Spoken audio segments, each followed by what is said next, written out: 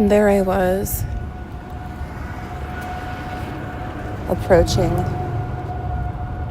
the driver's door of the car, and simultaneously at the exact time that it unlocked, what I can only assume are the monthly test sirens for tornado drill. I had this eerie feeling and sensation of that drill being for something else entirely in the future. And that shook me so much that I needed to record this moment, as I've already been documenting my life for a while now. This is just another thing. And I honestly wonder what the future will be, and pray that it will not be one setting us back into destruction.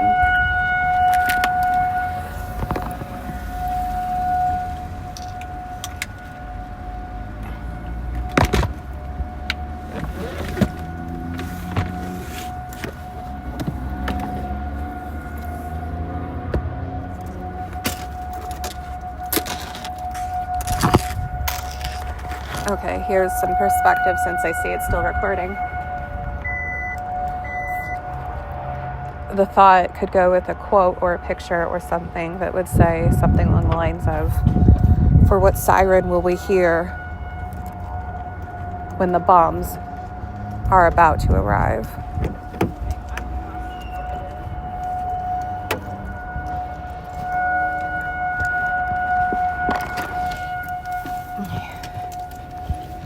Getting in the car here. For what will we hear when we hear our child cry? Will there be fear? Will there be hope? Will we fear for our lives as we huddle down in the safety where we've been told to survive?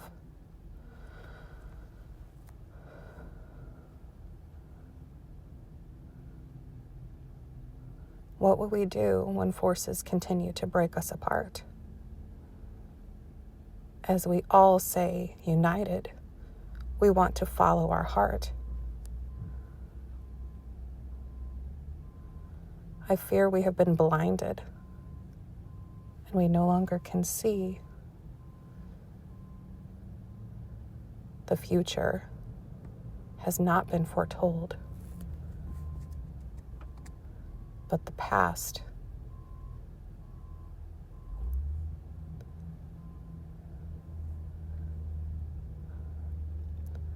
The past is already written. We have to let it be.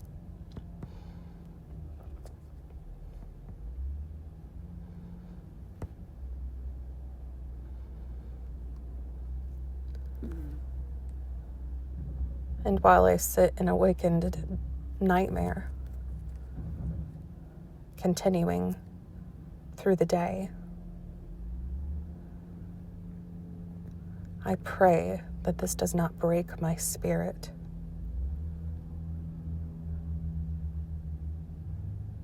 I pray this does not take my strength away.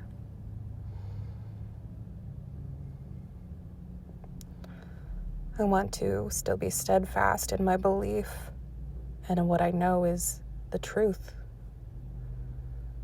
My eyes have been awakened.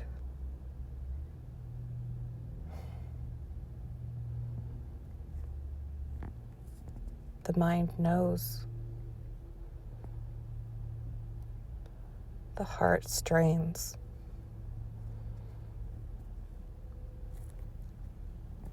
It feels the victories, the joys, the sadness, the anger, the grief, the mourning. It feels it all.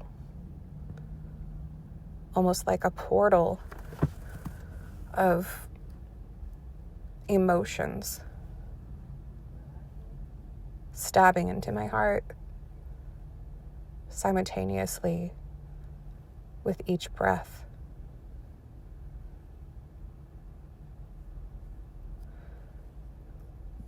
I'm wanting to think of the word exhalation.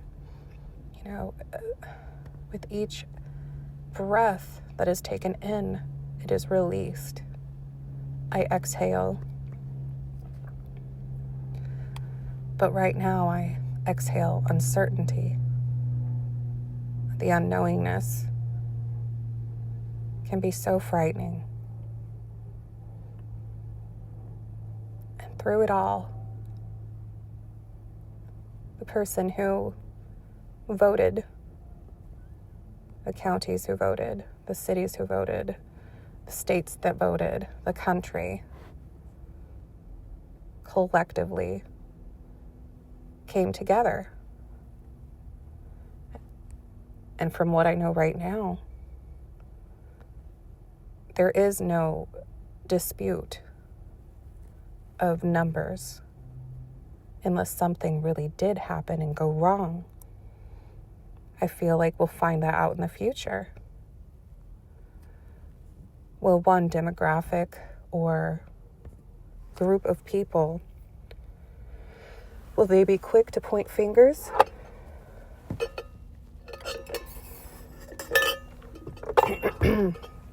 Will they say, I told you so? Will they say, see, look, they're doing exactly what I told you they would do? Will there be protests? Will there be fighting? Will there be war? Will there be murders? Will people begin acting in such a reckless, harmful, hurtful way that it will literally tear our country and our world apart, all because of a celebration of devastation that ultimately a vision can show us reflected on the present and the past? For someone to speak about how other people who disagree are better off dead, should be shot, joke about riot and destruction, or just outrageously say continuously, without a shadow of a doubt, what makes us all very different, putting fear into the hearts of so many, and that fear may have blinded that many as well. I do not know. I know what I've been told, what I believe, what I see from the eyes and the hearts and the words of other people. I know all of it. And I know it to be true. You who are reading this, hearing this, listening to it, however it may be, I grant myself the strength to share my words, which I'm sure I will.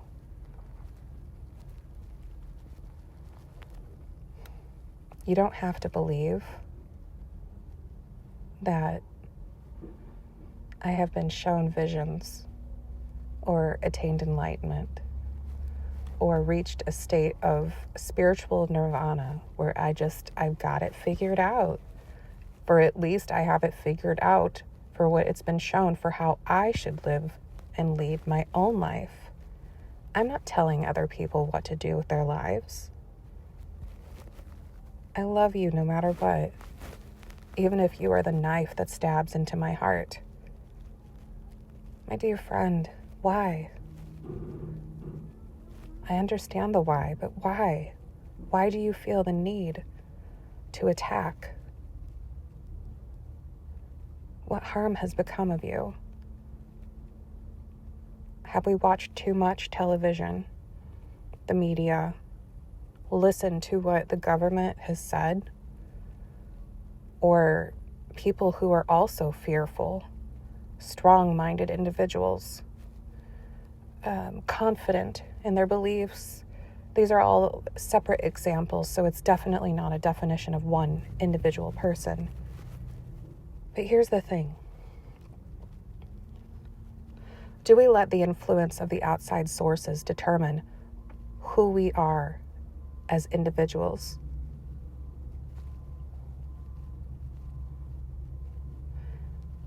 One last thing I'm going to say as I'm sitting in my car after everything's been packed, and I just saw my doctor in regards to my left knee, which, by the way, is not doing well. The right knee is not doing well as well also. And for those of you who followed my journey in the past, I thank you for all of your support, especially over the last 4 years.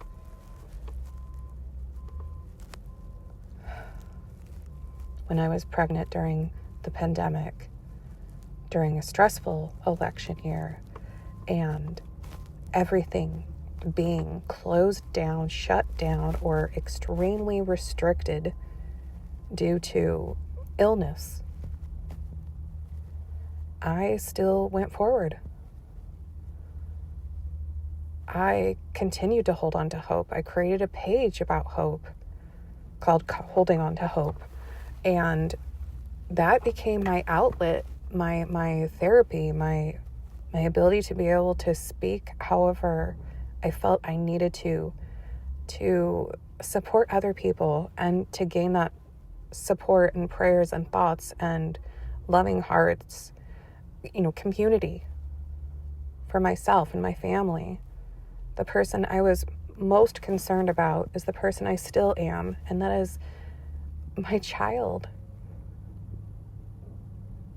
who is 10 years old now. And I expressed it in a very similar fashion as I'm recording right now, sitting in my car outside of a hospital in a very busy parking lot area, but surprisingly, several handicap spots available. So I do not feel guilty for occupying this space for a moment longer while I get my thoughts down, because there are closer spots than where I am located that are much more convenient. So those are available to whomever needs it. Back on my main point before I forget it and get lost in a tangent. We don't have to look at what divides us. We can if you want. We can have a whole conversation about it. We can play the he said, she said, they said game all day. But what will that really bring us? If your level of conversation is already aggravated and you're upset, and we start to say words that seem like we're pointing fingers or yelling at each other, what will that accomplish, my friend?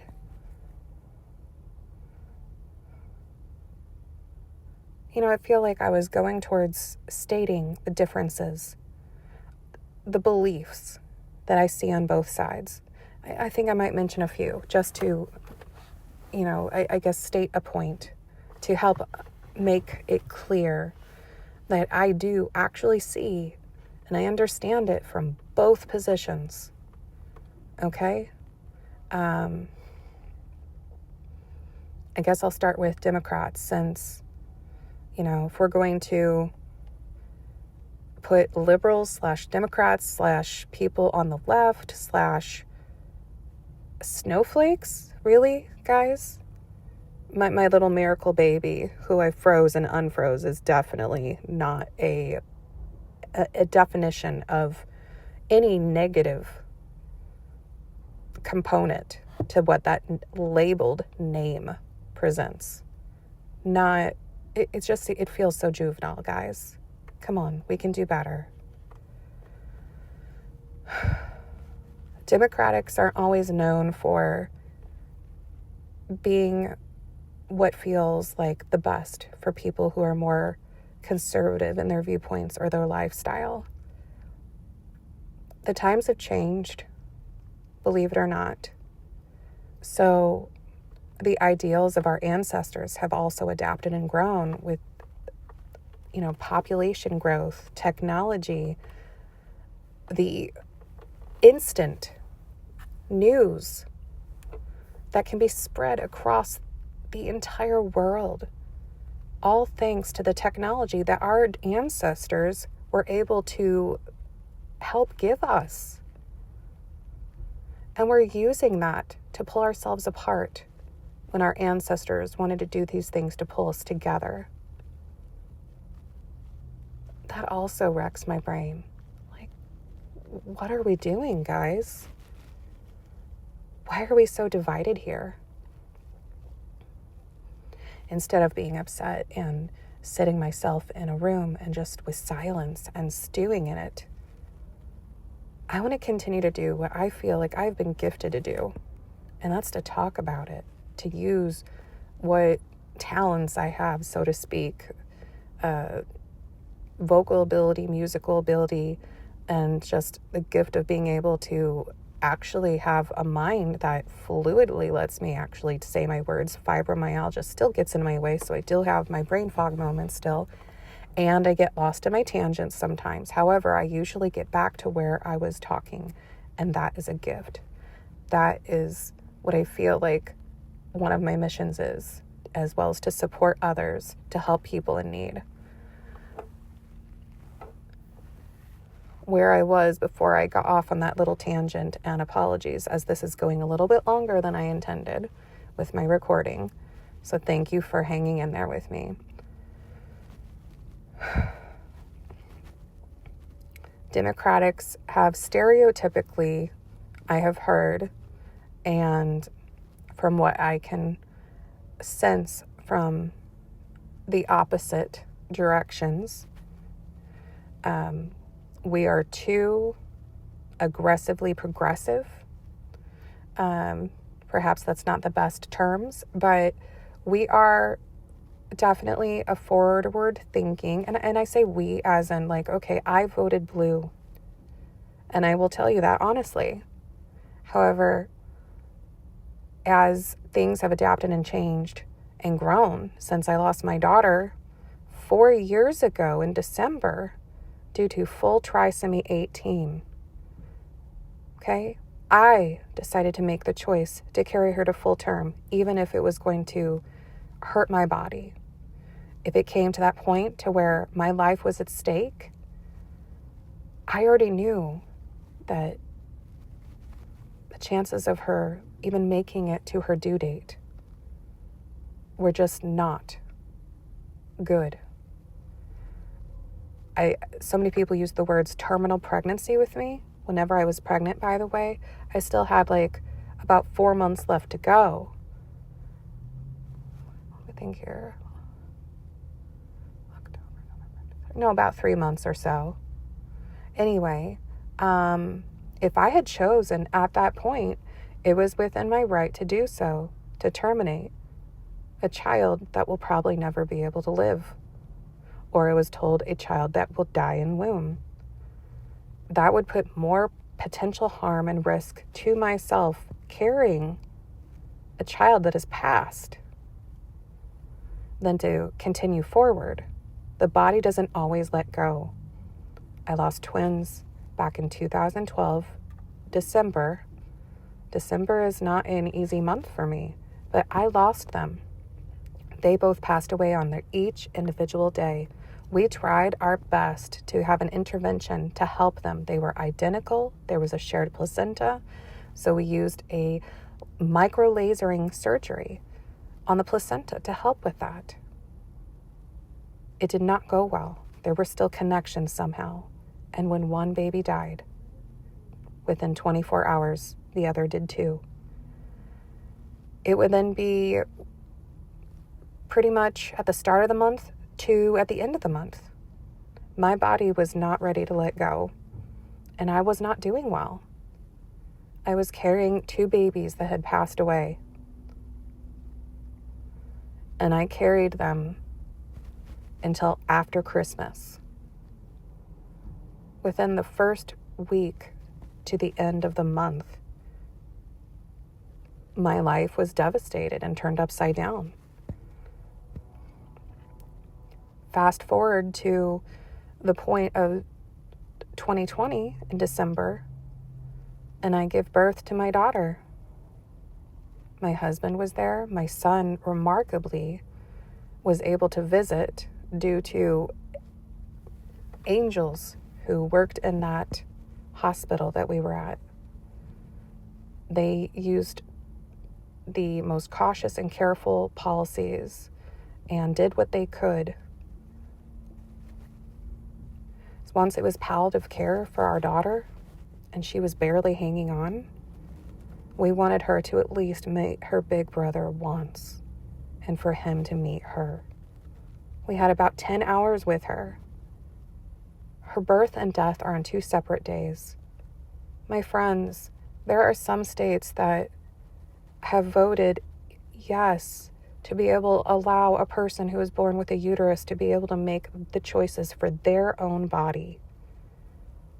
But my same friends, whenever you vote for a presidential candidate and everything else within the House and the Senate and our governors, our representatives, they do have impact on what happens to us as individuals. Please understand this. So yes, I guess it could be perceived as people on one side just want abortions and to let their baby be up to the point of birth and then decide, you know what, I don't want this. I'm just going to get rid of it. It's so inconvenient. My friends, that's not how it works. I feel like I can just say without hesitation, that's not how it works. What are we fearful of? If this were you, what would you do? If you were in my shoes back in 2012 and 2020, what would you have decided to do? I know people on both sides who have made the hardest, gut-wrenching decisions. And they grieve in both directions. Far left people are not these horrible people who want to make everything great and have trans surgeries in our elementary schools. Really? I saw one sign this morning that was like, are you kidding me? Because my friends, that's not how this works. The medical system isn't going to do you dirty like that. And speaking of the medical system and the different projects or other things that are to come, I hope that you have enjoyed your healthcare privilege, because I'm going to flip to the other side now, as this is nearing a long and lengthy, just fluid motion of words. I feel like I need to get this out for my own state of mind and my well-being. Okay? It could be perceived that the complete other side, whatever the Republican Party says it is, the majority of the world has spoken. It can be seen as the world does not want a woman as president. The world thinks that the current president is weak and delusional, and that it was better with the president beforehand. Each generation inherits something from the prior. Each presidency, each election, there are policies in place that take years to change. If we don't have an open conversation and allow ourselves the ability to have a civil, not pointed fingers, you versus you, my dear friends, what's going to happen to our elementary schools, our middle schools, our high schools, our colleges, our jobs? People on the other side of that red card, they're worried. People who have rejoiced with the freedom of their expression of who they are or who they were born as, who they identify as, how they want to live their life. If it is within all the things that, unfortunately, my friends, Christians, get a bad rep. Even just the name, it sounds like you just said, like the worst, vulgar, offensive word in history. Don't even make me say what genocide, like dictatorship, this reminds me of. Because, dear friends, we don't know what the future holds.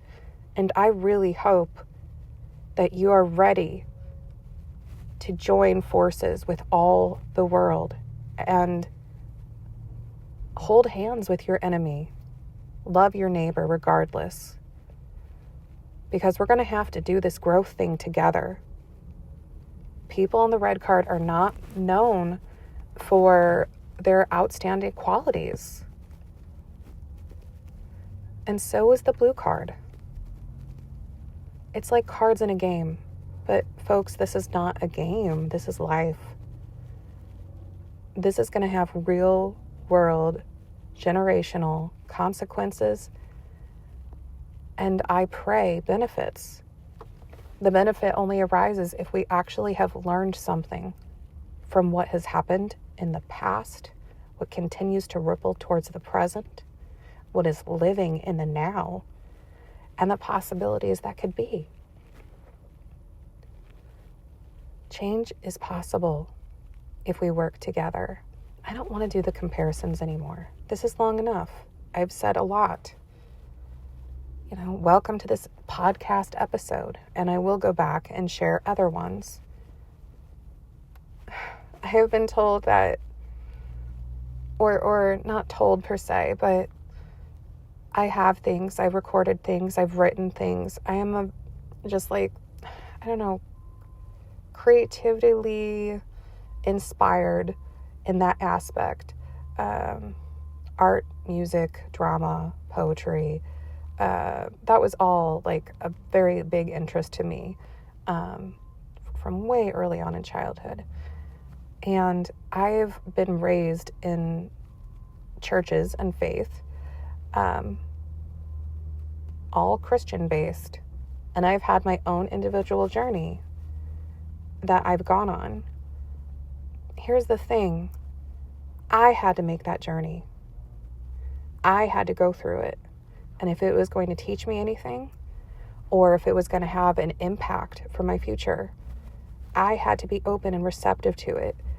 I didn't need to look for explanation or answers or the answer. Honestly, once I stopped looking and once I just let it be, let life happen,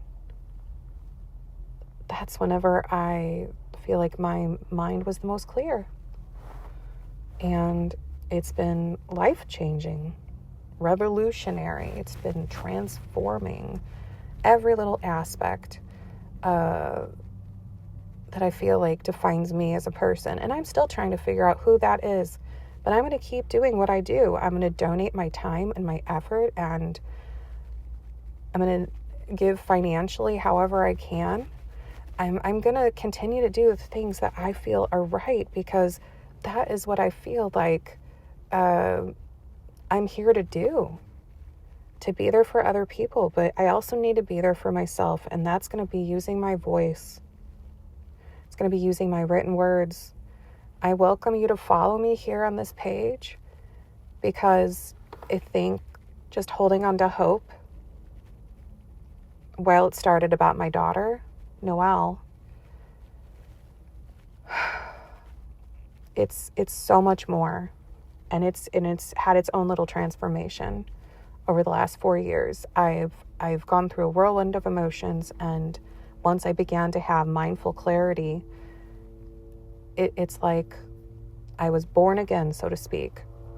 Only time in this little segment that you were going to hear me say those words, because the generalized impression of how people feel when they hear things is very different now than it was a long time ago. No, that shouldn't bother anyone. In fact, that might give ease. Like, oh, great. Well, she's more believable now because she was born again, so therefore she will see, and she knows, and she understands. There, I said it twice. Yeah, my friends, it doesn't work that way. And that's just a good descriptive word. There are no words for what I have been shown and what I have seen, for the knowledge that I have gained. I can't explain it. The Alpha course I've been in recently has been an amazing experience, by the way. However, in being in that, I have also decided to express honestly and openly about the stereotypical impressions. And I see it too. I feel that any type of spiritual growth, practice, group, organization should definitely not just be only one-wayed. But that's only because I have come on my own journey, and therefore it has left an impression upon myself that all things are connected. And if it is done so within the bounds of love, and I'm going to say a name here, and it's going to be taken in as an impression as in either way, but looking at this historically like a book, like an autobiography about a person, Jesus Christ, Jesus of Nazareth, Son of God. Think about his teachings, how he lived. A year ago, I contemplated about his childhood and teen years before his baptism by John the Baptist. And I'll tell you what, it's very interesting whenever you look at it from a historical point. Things have been proven in the past that say, yeah, it actually happened. And whenever you think about it all, I mean, really think about it.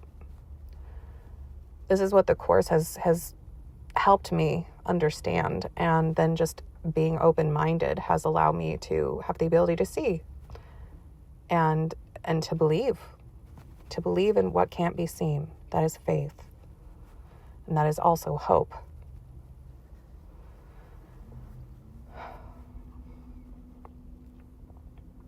I wish I could just share my thoughts fluidly, get to the point, and let it be short whenever I am speaking out loud. And also giving the grace to allow pauses without what seems like the perception of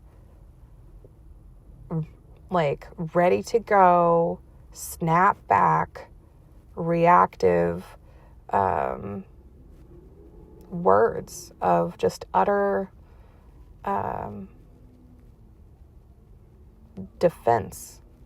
Like I just said something to threaten your ideals or physically harm you. Words have power, my friends. I know you know this.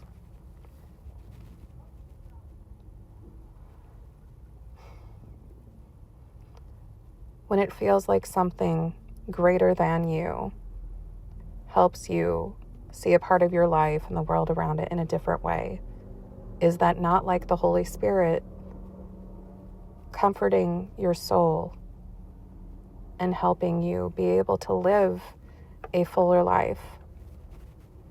Not one that's going to brainwash, hurt, harm, and try to control and take advantage of the world around, but just to help you better be the best version of yourself. Loving yourself, acknowledging your past, your present, what is now, what will be for the future, and just loving that person. Not letting the suffering, that inner suffering that the Buddha taught us about. We can't let that feeling inside, whether it's suffering or anger or disgust or just pity or whatever it is, and just, be as if our skin is made of rubber and people's words are made of knives.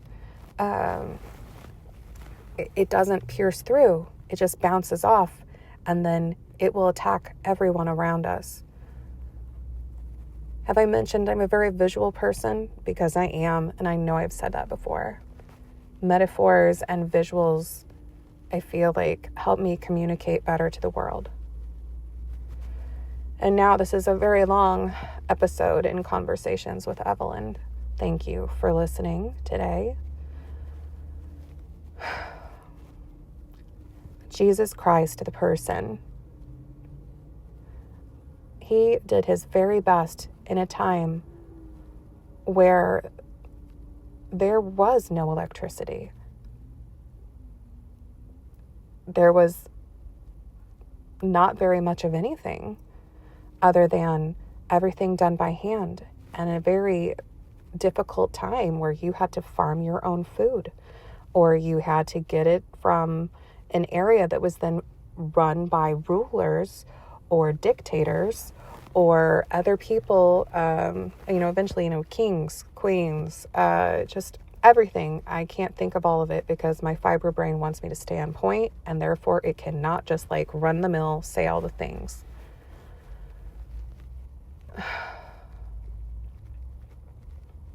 It's like having a brand new car. It works beautifully, always does, but it has one window that doesn't always want to roll back up, and it tries to stick. Okay, that's kind of like my fibromyalgia or any physical problem that I have within my body. It's like it's still a running machine. It's still working, but there's going to be something residually waiting in the background that's going to try to slow me down. Anyhow, we don't know how Jesus lived his life. We have what is written, what has been told. It's like a game of telephone. Different versions of variations have been written over time. And we are just trusting the fact that some people, like myself, with some of my own moments, can remember something or a conversation to a T. Like somehow my brain's able to go through the motions, and it's like, oh my gosh, I just literally said exactly what was said verbatim, even including the gestures that happened on the faces, where I was, what the temperature was, what I was wearing. I don't have that great of a memory, but now I have brief glimpses, and I know they're there for a reason. We don't know how much of the Bible is like a game of telephone, and we don't know how much of it is actual verbatim. What we do know is that some major events happened, and that people in the history of the creation of this book, that would be then go on to be known as the Bible or the Holy Bible, yes, whenever Jesus came into play, that's when the Old Testament and the New Testament were shifting. And years later, they would go on to be completely separate forms of faith and religion. And religion and spirituality has definitely taken a big hit over the last few, definitely decades, probably hundreds of years, maybe not thousands, but the division, people have an idea of how they feel the message should be delivered.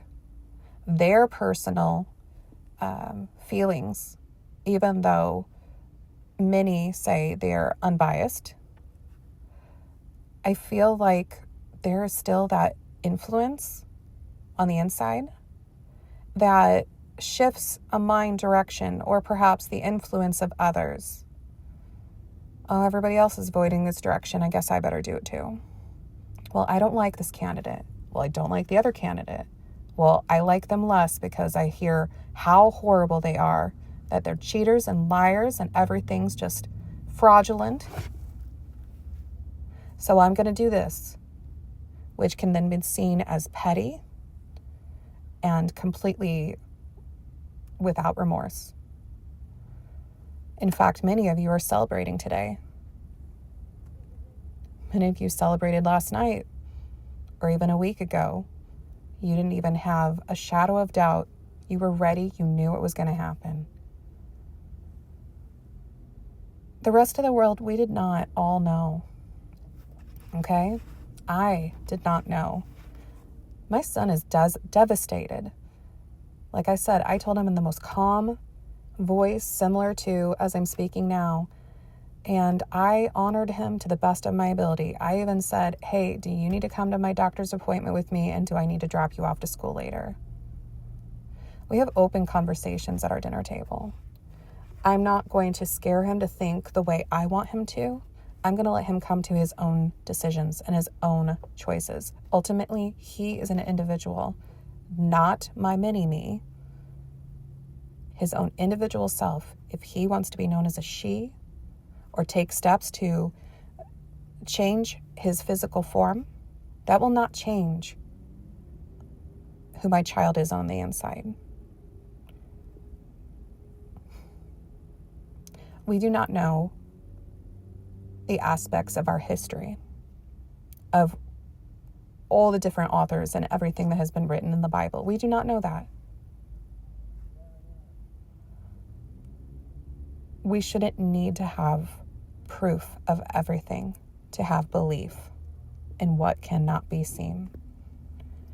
And right now, I can tell you what it is for me is that the truth is that I love you. Even if right now you are thinking the absolute worst or disgusted by everything that I have said to you. I love you.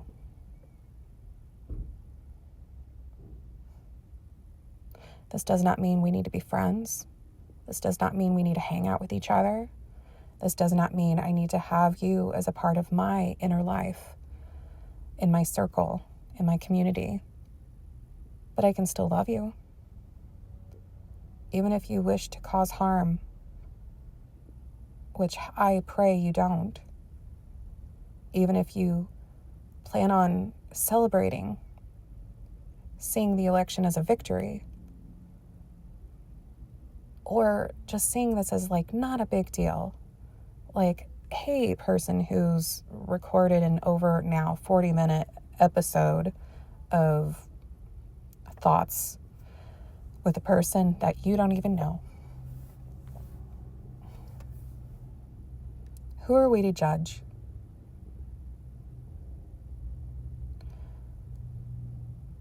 We are all human. We are not born perfect.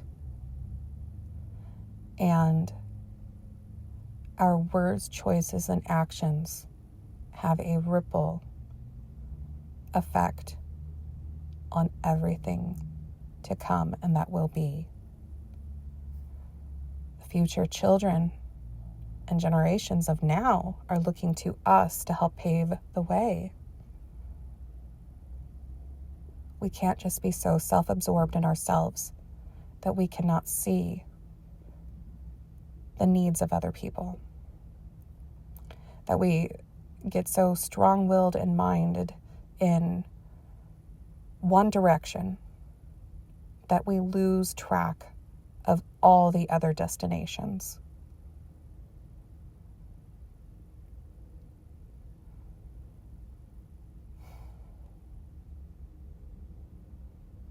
Life is a big conversation, isn't it? It's a big journey. We'll see where it goes, right? But we're going to do this together. And the only way we can do this together is if we actually start having open conversations. If we actually take the time. My gut reaction was one of what have we done? And I already started to feel a glimpse of that. Very brief, like a flicker of light, barely noticeable to the human eye, but yet I caught it. And it was as the numbers were starting to roll in last night. And this was very early on, so people were still out voting.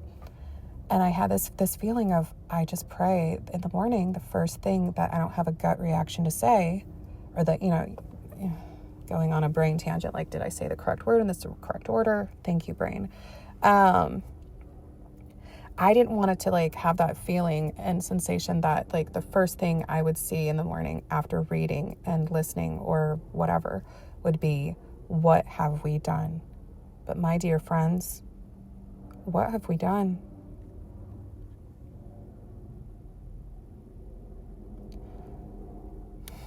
Today I invite you to think about others over yourselves,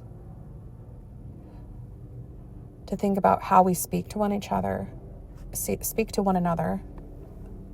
My brain and my mouth are trying to work in junction with one another, and they're not playing friends.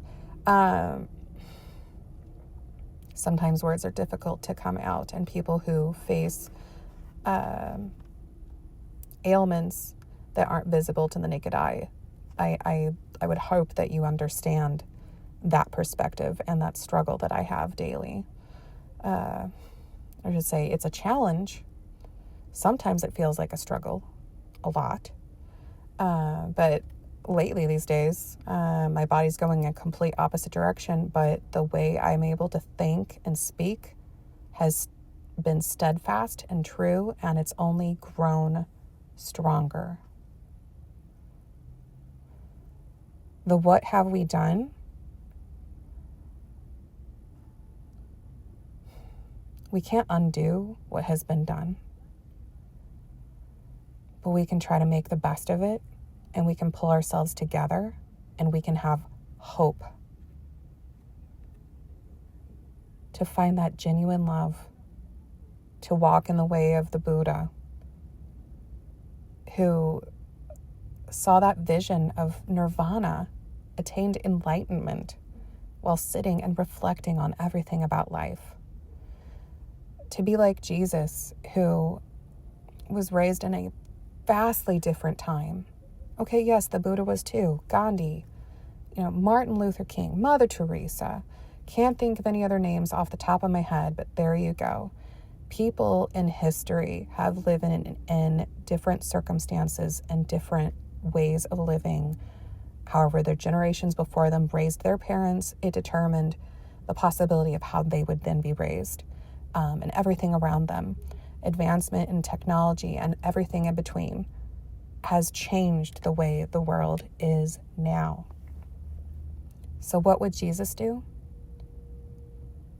He would have a meal with you. Yeah, you right now. Sinners and saints, everyone in between. He would sit down and open a conversation and want to create the dialogue. He would not he would not be there for any reason other than to just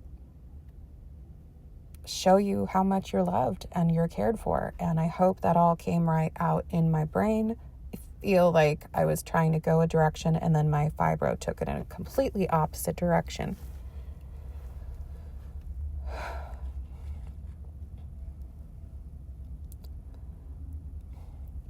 For those who are bothered by religion, Christianity, and the mere mention of Jesus, or he died for your sins on the cross, etc., I feel for both of you. I feel for all of you. No, I wish not to use these examples to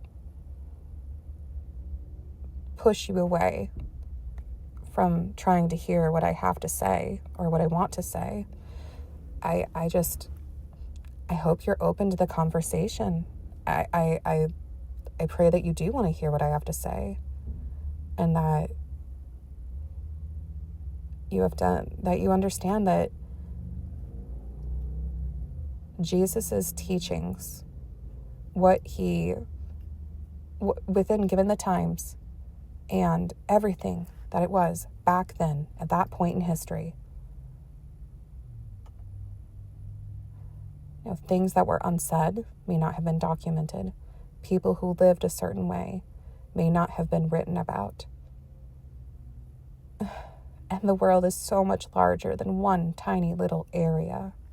My friends, it's all connected. Human perspective has one flaw. We cannot see through the eyes of everyone. Well, perhaps there are more, but that's the one I'm going to stick with.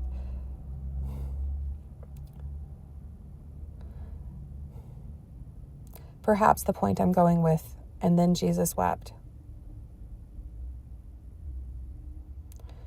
Or, and then God threw his hands up, or her hands, or how about, and then God threw up the hands that so lovingly held the world and said, "You're on your own, kids.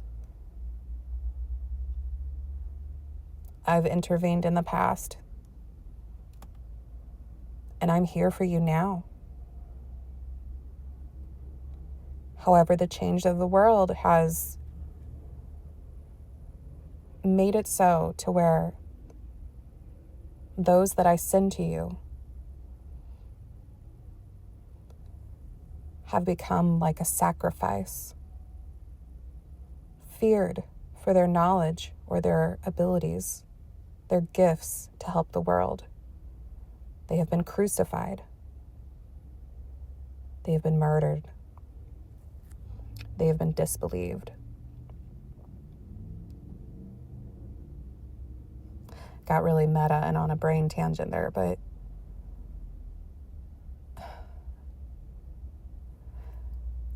I feel like God's telling me to tell you right now that this is not the way of the world.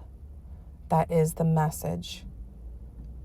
If anything now, people who are non-religious have fallen away from their faith or completely pulled themselves away from anything having to do with Christianity. This is why we are, or should I say, this is one reason why we are so divided. Out of fear, out of bullying, out of thinking it's okay to have leaders in positions of power who are the bully on the neighborhood, on the playground or in the neighborhood, who are the unsettling family member who make you feel so uncomfortable or spout such hateful, old-fashioned words, destructive, people who are purposely mischievous in the point of just wanting to cause the absolute worst destruction. Just let it all burn.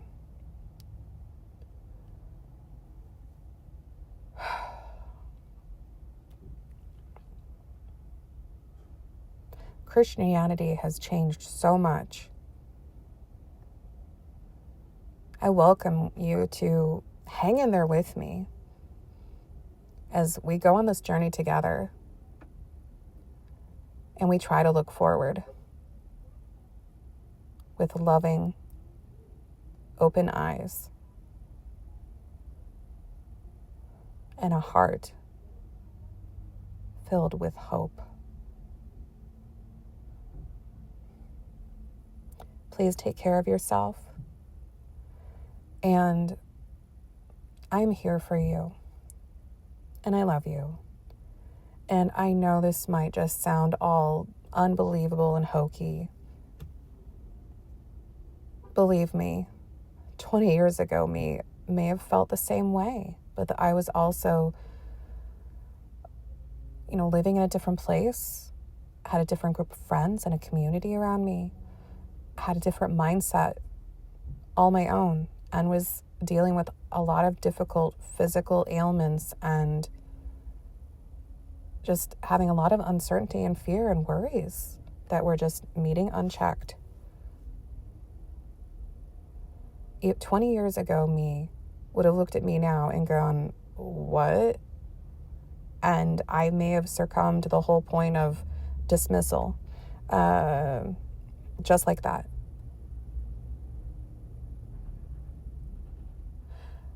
But I do wish that inkling, that little part of me that's always been there, because I know it has always been there, that person who wants to do good and not hurt other people with joking or mannerisms that could be perceived as harmful, negative, destructive, irresponsible. That's a good word. I would hope that speaking to 20 years ago me, if I were to do that now, that they would be receptive and open to listen. Think of listening as a window. The window has stayed closed for so long. But when you listen, you can allow that window to open, even if ever so slightly, to let the breeze in. I mean, after all, it's so stuffy inside. It feels good to get some fresh air.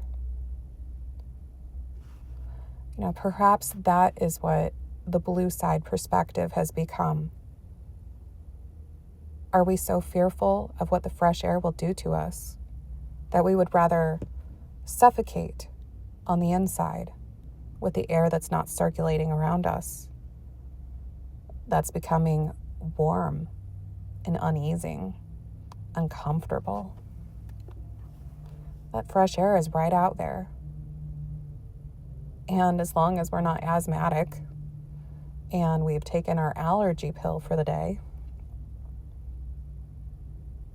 we can open the window and allow some fresh air to come in. Because ultimately, all that air wants to do is help you thrive and continue to live. Let us not take life for granted, because we all have a greater purpose. And while I can't tell you what that is, because I have not been shown, I can tell you without any reservation or hesitation that we're meant to be here. This is real, it's happening, and we're going to get through it together. Take care of yourself. Do something for someone else today. But don't do it because I mentioned. Do it because that little gut feeling inside of you, the angel on your shoulder, or just something within you invited you to do something that helps someone else's day. A kind word and a smile can make all the difference.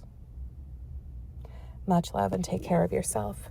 Thank you for listening to this basically hour-long episode of Conversations with Evelyn. I have no idea how to do YouTube or anything else or have a podcast, but who knows? We'll see where this goes. In the meantime, enjoy the journey. I'll talk to you later. Bye.